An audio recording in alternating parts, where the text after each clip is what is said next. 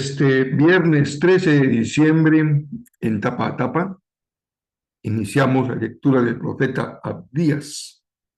Leeremos el capítulo 1. Continuaremos con la lectura de Apocalipsis, capítulo 4, verso 1 al verso 11. Asimismo, leeremos el Salmo 132 y Proverbios 29, verso 24 y verso 25. Yo soy el pastor Rafael Pola y hoy es el día 348 de la serie que tiene como propósito leer la Biblia completa diariamente en un año. Bienvenidos todos y cada uno de ustedes.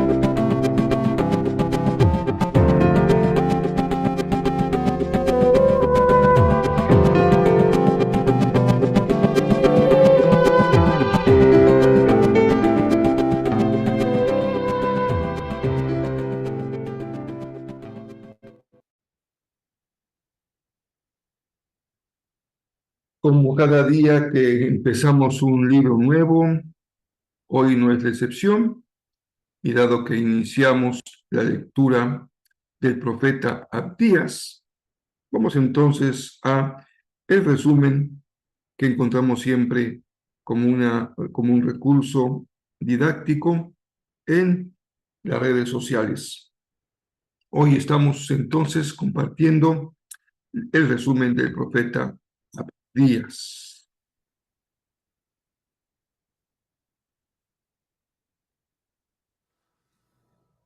El libro del profeta Abdías. Este es el libro más corto de todo el Antiguo Testamento, con apenas 21 versículos. Y a primera vista no luce muy prometedor. Es una serie de poemas de juicio divino contra el antiguo pueblo de Edom, que fue una nación vecina a Israel del otro lado del Mar Muerto. Sin embargo, hay muchas otras cosas sucediendo aquí. Primero que nada, aquí está la historia que hay detrás. El pueblo de Edom era único porque tenía ancestros en común con los israelitas. Ambos pertenecían a la familia de Abraham, quien con Sara tuvo un hijo, Isaac, y quien a su vez, con su esposa Rebeca, tuvo 2 hijos, Jacob y Esaú. Ahora, el libro de Génesis nos contó la historia de estos 2 hermanos, y lo menos que podemos decir es que ellos tuvieron una relación tensa. Luego, ellos recibieron los nombres de Israel y Edom, que eventualmente se convirtieron en los nombres de las familias que descendieron de ellos. Y estas familias reprodujeron la misma relación difícil de sus ancestros. Israel y Edom tuvieron tensiones enormes a lo largo de los siglos, pero todavía compartían ese lazo familiar. Y es ese lazo el que fue traicionado y roto en los trágicos eventos de la caída de Jerusalén a manos de Babilonia. Cuando Israel fue invadido y conquistado por Babilonia, el pueblo de Edom aprovechó la situación y saqueó otras ciudades israelitas, capturando y hasta asesinando a refugiados israelitas. En otros libros proféticos, Dios hizo responsables a los vecinos de Israel por esta clase de violencia. Así que aquí, Abdías hace lo mismo con Edom. El breve libro tiene 2 mitades. La primera parte es una serie de acusaciones contra los líderes de Edom, específicamente por su orgullo y su autoexaltación. Tiene un sentido literal, ya que vivían en rocas altas en el desierto, pero también metafóricamente, pues ellos realmente se creían superiores a los israelitas. Y es ese orgullo el que llevó a los edomitas a no solo no hacer nada cuando Babilonia vino a destruir a Jerusalén, sino a incluso participar en la destrucción. Así que Dios dice a través de Abdías que Edom será derribado de las alturas y destruido. Como ellos han hecho con Israel, así les será hecho a ustedes. Y justo cuando piensas que vas a escuchar más acerca de cómo Edom enfrentará su destrucción, el tema cambia de repente en el versículo 15. Escuchamos que el día del Señor contra todas las naciones está cerca. ¿Por qué de repente cambiamos de Edom a todas las naciones? Este versículo es una bisagra que une la primera mitad del libro con la segunda mitad, donde Abdías anuncia el día del Señor, pero no solo para Edom. Él amplía su enfoque para incluir a todas las naciones. Y Abdías dice que todas las naciones orgullosas que actúen como Edom se enfrentarán a la justicia de Dios de la misma manera. Todas ellas caerán de su altivez hacia la ruina. Ahora, la combinación de estas dos secciones, una sobre Edom y la otra sobre todas las naciones, nos muestra por qué Abdías estaba tan interesado en este pequeño vecino sureño de Israel. Abdías ve el orgullo y la caída de Edom como un ejemplo, una imagen de cómo Dios un día confrontará el orgullo de todas las naciones y hará que caigan también. Difícilmente es una coincidencia que en hebreo la palabra Edom o Edom se deletree con exactamente las mismas letras que la palabra humanidad o en hebreo Adam.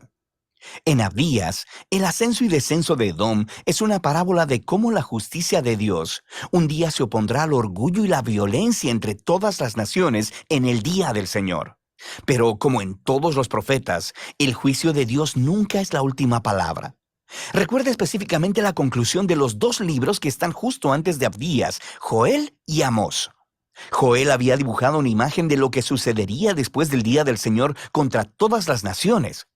Él dijo que Dios haría un nuevo acto de salvación en Jerusalén y que todos los que se humillaran a sí mismos y clamaran a Él serían libertados. Y en la conclusión de Amós, él dijo que después de que el día del Señor haya juzgado la maldad de Israel, Dios levantaría la casa de David y edificaría un nuevo reino para Israel, que incluiría a Edom y a todas las naciones llamadas por mi nombre. Así que el libro de Abdías ha sido colocado justo después de Joel y Amós para expandir esas mismas promesas acerca de la esperanza del reino de Dios sobre todas las naciones. Así que el libro concluye con un futuro lleno de esperanza. Dios dice que Él restaurará su reino sobre la nueva Jerusalén y que Él la repoblará con un fiel remanente. Y a partir de ahí, el reino de Dios se expandirá para incluir todo el territorio y las naciones alrededor de Israel. Así que este breve libro contribuye al gran panorama de la justicia y fidelidad de Dios que estamos viendo en los profetas. El antiguo orgullo y traición del pueblo de Edom se convierte en un ejemplo de la más amplia condición humana. Todas las maneras en que nos traicionamos y lastimamos unos a otros en el buen mundo de Dios. Pero hay esperanza, dice Abdías. La caída de Edom apunta al día en el que Dios lidiará con el mal en nuestro mundo, trayendo también su sanador reino de paz sobre todas las naciones. Y de eso trata el libro de Abdías.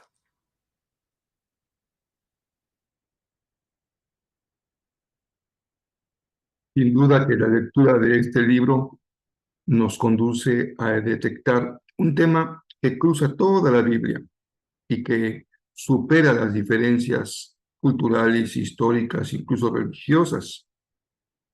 Y es un problema de la condición humana. Y pensemos este día si el Señor nos habla hoy en su palabra respecto a una carencia personal. ¿Cuál podría ser esta? El orgullo. Si algo lastima la convivencia humana, es el orgullo. El orgullo es un defecto que más que afectar a la persona que lo padece, afecta a sus relaciones.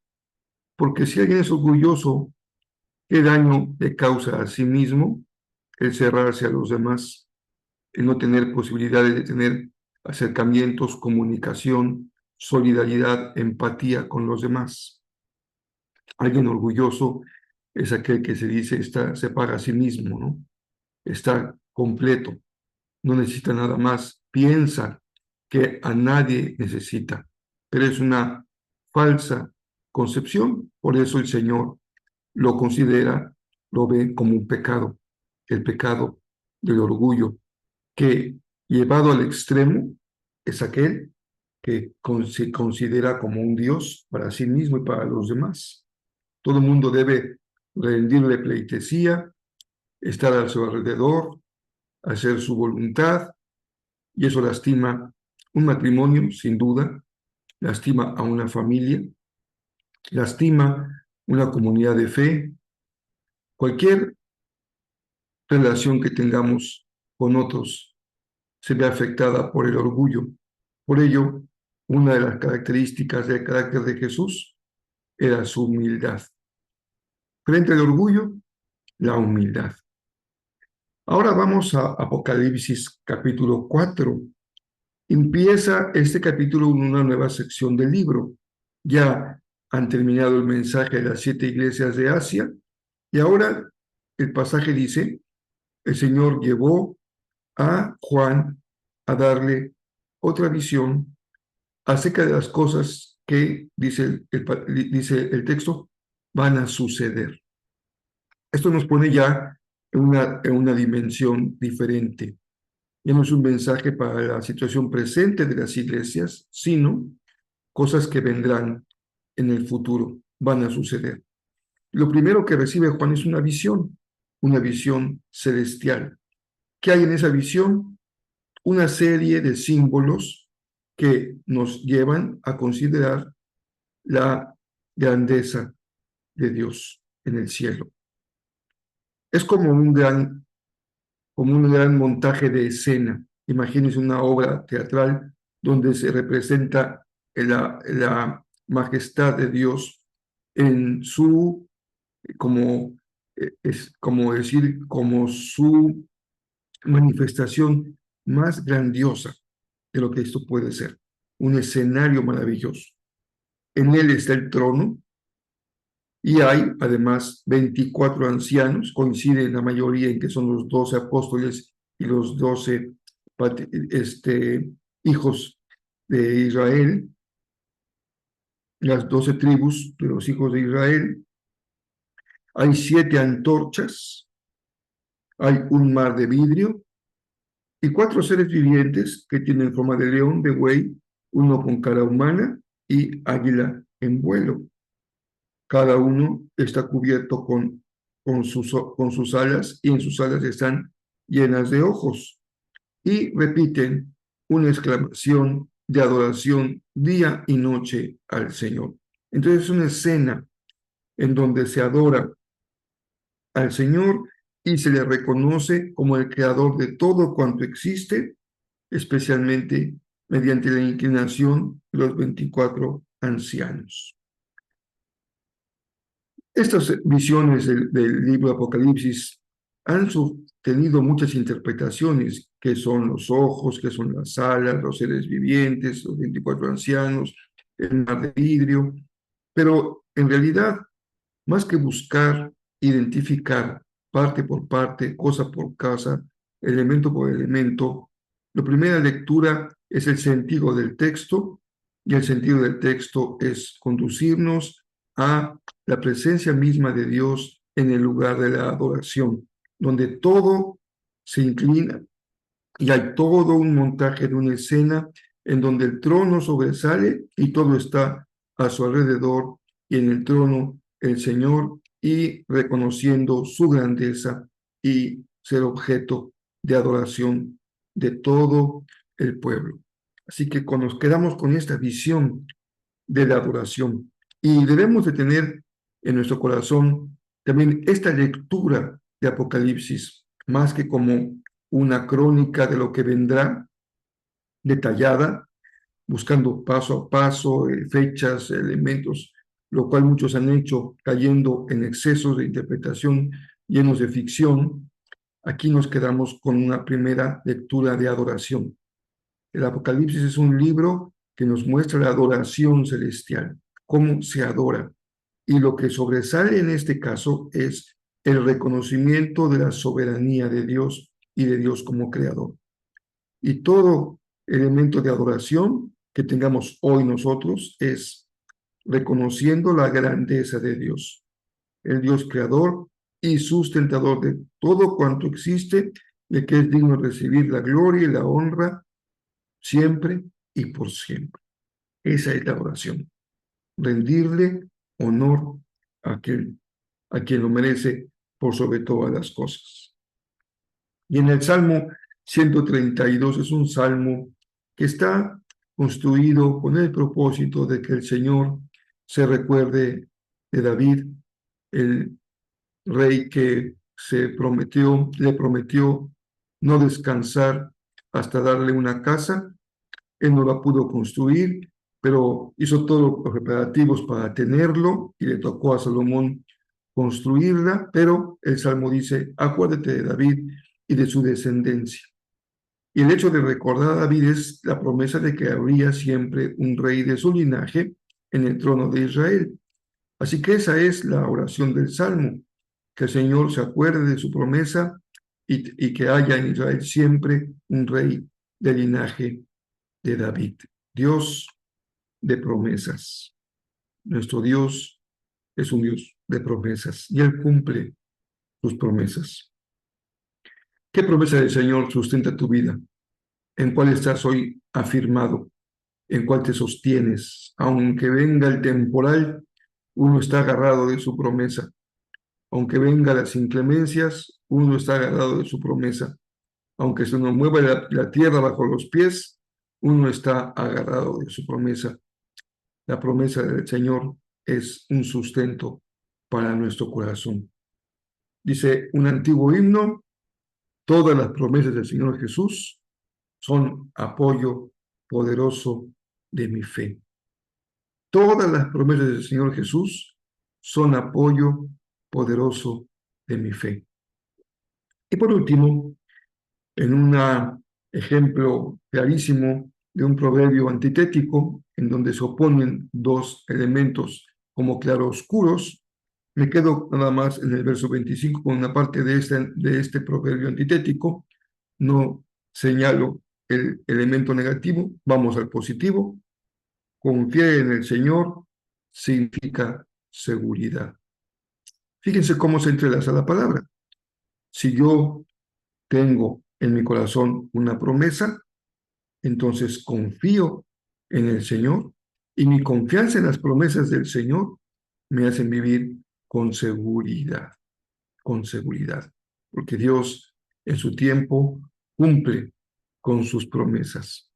Próximo domingo tenemos nuestro concierto navideño. Por favor, oren al Señor para que los use a nuestros muchachos, a nuestros jóvenes en su concierto, que no haya ningún problema técnico, que todos los instrumentos funcionen bien, que el equipo de sonido funcione bien, que la transmisión por Facebook no tenga ningún problema y que nuestros invitados se sientan en casa, bien recibidos, siendo buenos anfitriones, para que la tierra pueda ser preparada para que ahí caiga la semilla. Y les invito a que le ofrezcan al Señor un tiempo en este 23 y 24 de diciembre como una ofrenda de servicio mediante la elaboración y distribución de las cenas de Navidad. Espero en Dios que esa sea una experiencia para ti de mucha bendición. Esto pasa siempre que servimos al Señor.